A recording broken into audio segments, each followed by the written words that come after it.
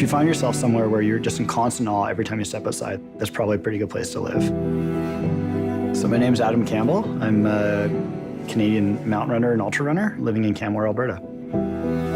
I'm not entirely sure where my draw to mountains came. I remember the first time I actually went to the mountains and just being in awe, just the sheer power and size of these things. The Great Trail, it's a really, really special thing in Canada. We live in this massive country. And the Great Trail basically links up the east coast with the west coast. And it's like this big vein that runs across the country.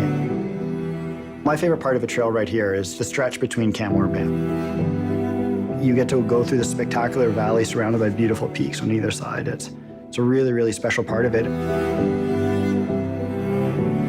So on August 31st of 2016, I was in Rogers Pass, British Columbia. And all of a sudden, I pulled on this rock, and I felt the rock shift, and instantly my stomach sank. I fell over 200 feet. I had broken my T8 to T11 vertebrae. I asked the doctor, am I paralyzed? Like, am I going to do anything again? And I didn't believe that I would ever actually get back to the level that I once was at. He's like, no, it might take time, and we can't guarantee anything, but you're probably going to be able to make a pretty good recovery. And all of a sudden I was given this new body, and I had to start from scratch. Basically, I had to relearn how to walk. I knew there'd be a struggle for sure. I really just want to get back out on the Great Trail. I decided to go into Banff, and I progressed to getting back into walking outside. When I was in my hospital bed, put my name down for a 100-mile race in Colorado, 10 months down the road. And that was a really strong driving force in me wanting to regain my strength. I was doing physiotherapy the whole time, and I went through the full gamut of emotions.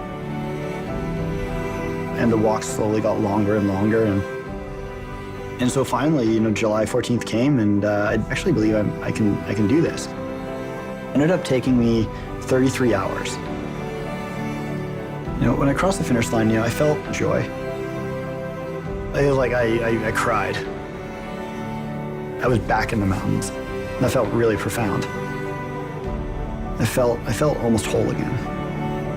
It was just amazing to finally get back out on the Great Trail.